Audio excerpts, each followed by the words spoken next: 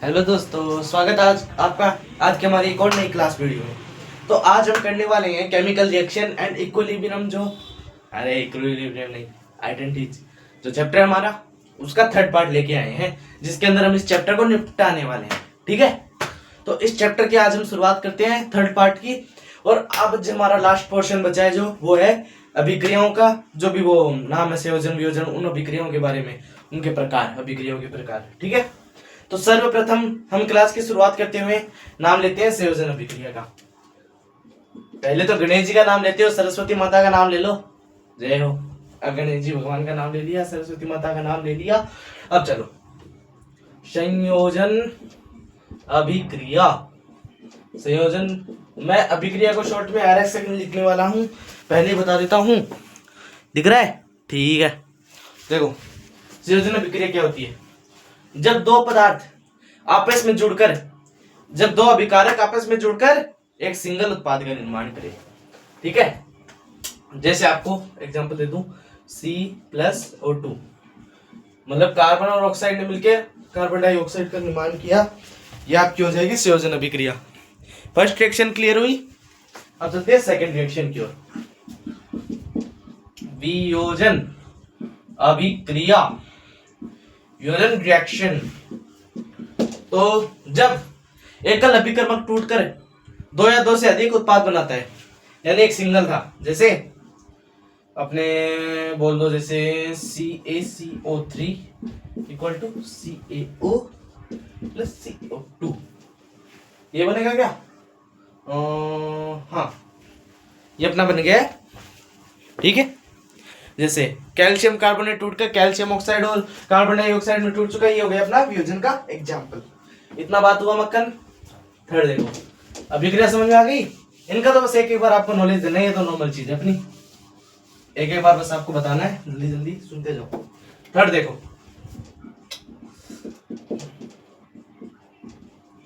विस्थापन।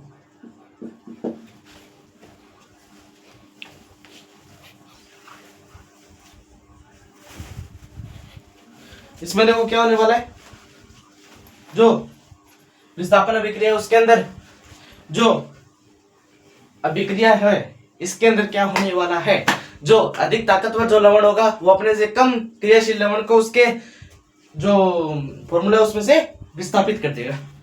जैसे एग्जांपल देता हूं, Zn plus CuSO4 equal to ZnSO4 plus Cu। ये एग्जांपल है अपने पास। जैसे इसके अंदर क्या हो रहा है, Zn जो अधिक अभिक्रियाशील लवण था, उसने CuSO4 का जो विलयन था कॉपर सल्फेट का, उसमें जो कॉपर कम क्रियाशील लवण था उसको उसके स्थान से विस्थापित कर दिया और खुद आ गया। समझ गए? जो ताकतवर चीज होगी वो, जैसे दो देशों के बीच लड़ाई हो रही है, तो जो ताकतवर राजा होगा ना वही तो जीतेगा ना। तो वो ताकतवर राजा जाके क्या करेगा, दूसरे वाले राजा को पछाड़ देगा, उसकी जगह से, उसके सिंहासन से हटा देगा और खुद वहां पे राज करेगा, है ना। वैसे कहानी इनके अंदर है, ये अधिक क्रियाशील था और ये कम क्रियाशील, तो इसने इसको विस्थापित कर दिया। ठीक है, समझ में आया कॉन्सेप्ट? फोर्थ देखो, द्विविस्थापन अभिक्रिया रिएक्शन। इसके अंदर क्या होगा, जो दोनों लवण होंगे ना वो अपने आयनों का आदान प्रदान करेंगे। इसके अंदर आयनों का आदान प्रदान होता है। देखो example, 2SO4 plus BaCl2 equal to क्या हो जाएगा अपने पास, BaSO4 प्लस 2NaCl। इतना बात हुआ मक्खन। द्विविस्थापन अभिक्रिया समझ में आई? इनमें आयनों का आदान प्रदान हो गया। आप देख भी सकते हो कि ये वाला आयन इसके साथ जाके जुड़ गया, ये वाला इसके साथ आगे जुड़ गया। समझ गया आयनों का आदान प्रदान होना? ऐसे होता है आयनों का आदान प्रदान द्विविस्थापन के अंदर। थ्योरी एकदम करेक्ट लैंग्वेज है, वो आप अपनी बुक में से देख सकते हो या फिर अपने नोट्स में से देख सकते हो। मैं तो आपको एक बार रिकॉल करवा रहा हूँ, है ना, रिकैप करवा रहा हूँ, जल्दी जल्दी याद करवा रहा हूँ, रिकॉल करवा रहा हूँ, अरे याद करवा रहा हूँ ना, समझे कुछ।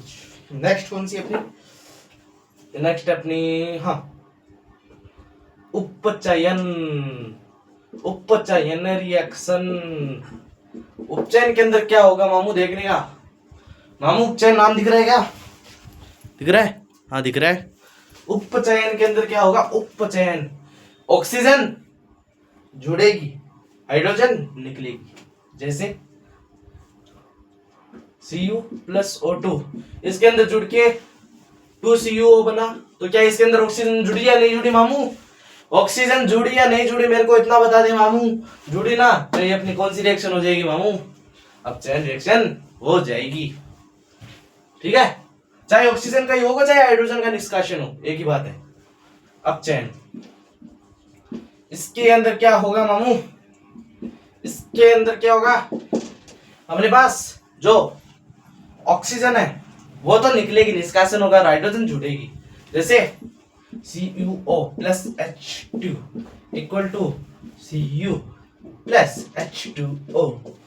तो आप देख सकते हैं कि इसके अंदर ऑक्सीजन निकली या नहीं निकली?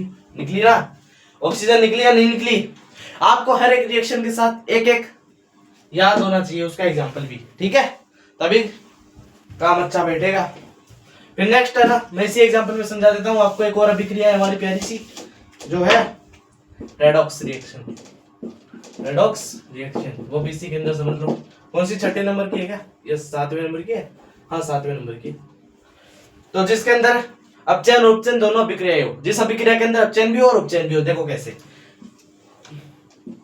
उपचयन रिएक्शन है, कैसे आप अगर गौर से देखो तो हाइड्रोजन ऑक्सीजन का योग हो रहा है, नहीं हो रहा? H2 है, ऑक्सीजन जुड़ी, तो यहाँ पे ऑक्सीजन निकल रही है नहीं निकल रही? तो ये कौन सी होगी? अपचयन रिएक्शन। समझ गए? तो ये अपने पास क्या हो गया? रेडॉक्स। अबे समझे या नहीं समझे मामू? उसी एग्जांपल के अंदर मैंने बता दिया है दोनों, पॉज करके देख लेना अगर स्पीड फास्ट लगे। फिर 7 के बाद 8 नंबर, अवक्षेपण अभिक्रिया। अवक्षेपण अभिक्रिया, देखो इसके अंदर क्या होता है? जब आपके पास उत्पाद के रूप में एक अभिलेय अवक्षेप प्राप्त हो, उस अभिक्रिया को अवक्षेपण अभिक्रिया कहते हैं, जिसके अंदर उत्पाद में अवक्षेप प्राप्त हो। देखो कैसे, जैसे आपके पास था NaBr प्लस AgCl, तो ये आगे जाके क्या बन गया? AgBr plus NaCl। सही बात है कि नहीं है मामू? मामू सही बात है कि नहीं है? नहीं है ना मामू? कैसे पार पड़ेगी इसे? नहीं है ना, ये तो समझाना चाह रहा हूं। इसके अंदर कैसे हो गया अवक्षेपण? अवक्षेप प्राप्त हुआ या नहीं हुआ? नहीं हुआ ना। अबे यार मैं भी क्या कर रहा हूँ, सॉरी मैं भी भूल गया था, अभी 10th क्लास है। तो अभी आपको ना डायरेक्ट बताते हैं ना कि आपको गड़बड़ी कराते हैं, सही है ना? ये होगी, देखो कैसे, NaNO3 दिख गया, AgBr।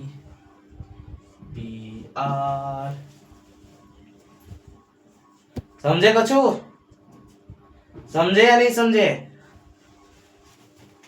समझे नहीं ना? तो ये तो मैंने आपको डायरेक्ट प्रोडक्ट बनवा दिया, ये प्रोडक्ट बनने चाहिए। अब कोई अंदाजा लगा सकता है प्रोडक्ट ये है तो रिएक्शन क्या होगी? नहीं ना। देखो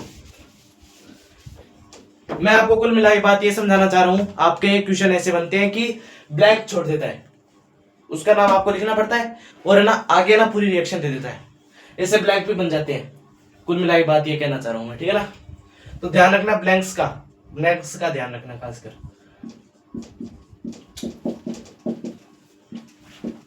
डायरेक्ट अभिक्रिया लिख देता हूं ना मैं भी यार।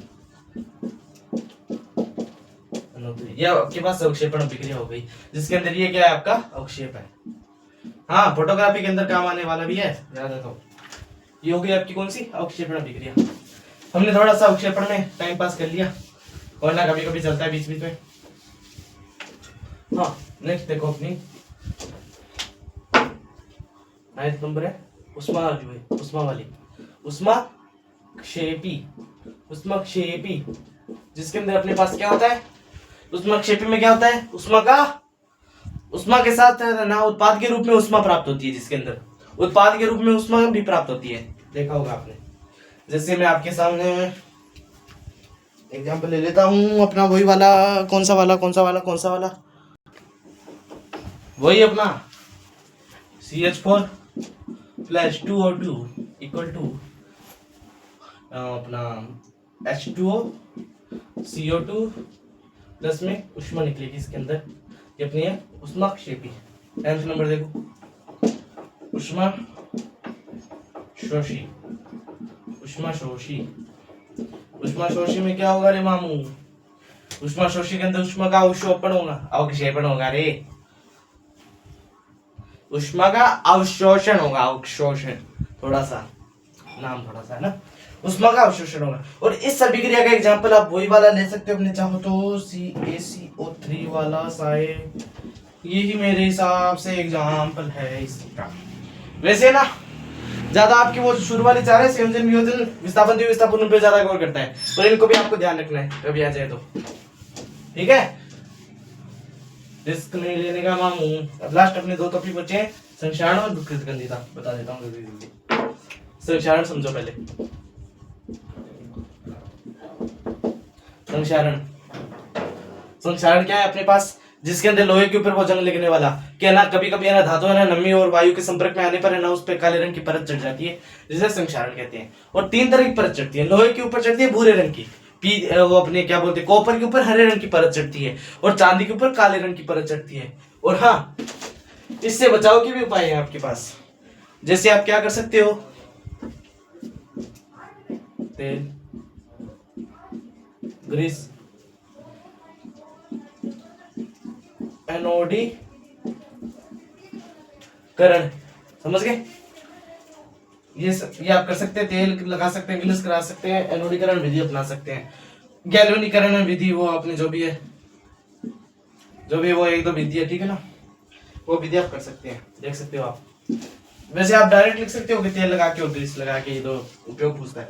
फिर आपके पास नेक्स्ट टॉपिक बचता है विकृत गंधिता। ना कभी कभी है ना कई दिनों तक चीजें पड़ी रहती है ना, तो उनके अंदर बदबू आने लगती है, जैसे आप बोल सकते हो अचार के अंदर आती है ना, वैसी वसा और तेल से युक्त वस्तुएं उनके मिलने से ना वो बदबू आने लगती है, छिड़ जाती है वो, जैसे अचार वाला है ना। उसको कैसे बचा सकते हैं? सिरका से एसिटिक अम्ल, है ना, वही वाला एग्जाम्पल है, ठीक है। तो ये जो परिभाषा आज मैंने बताई है ना, ये एक बार आप जरूर से देखना, ठीक है ना, उसके अंदर अपने नोट्स के अंदर। और हाँ, आज थोड़ा सा आपको शायद उठू लगा बीच में, थोड़ा सा एक बार टेंशन में चल रहा हूँ इसलिए, है ना। बाकी है ना नेक्स्ट क्लास से एकदम फ्रेश मूड होगा, ठीक है ना। तो नेक्स्ट क्लास में एकदम अच्छे से, है ना, आज थोड़ा सा जल्दी में करा दिया मैंने। बाकी हाँ, अगर आपको फिर भी कोई चीज़ समझ में नहीं आई, आपके लिए कमेंट बॉक्स खुला है, जरूर से लिखना, लाइक करें, सब्सक्राइब करें, कमेंट करें, शेयर करें, सब कुछ जरूर से करना, है ना। और हाँ, नेक्स्ट क्लास से एकदम अलग ही फुर्ती के साथ। तो देखो, आप बताओ मेरे को नेक्स्ट मैथ का चैप्टर चाहिए या साइंस ही चलाएं, बताओ आप कहोगे वैसे करेंगे, ठीक है। तो आज की क्लास में मजा आया हो तो जरूर से बताना, लाइक कमेंट शेयर सब्सक्राइब सब कुछ ठोक दो। जय हिंद।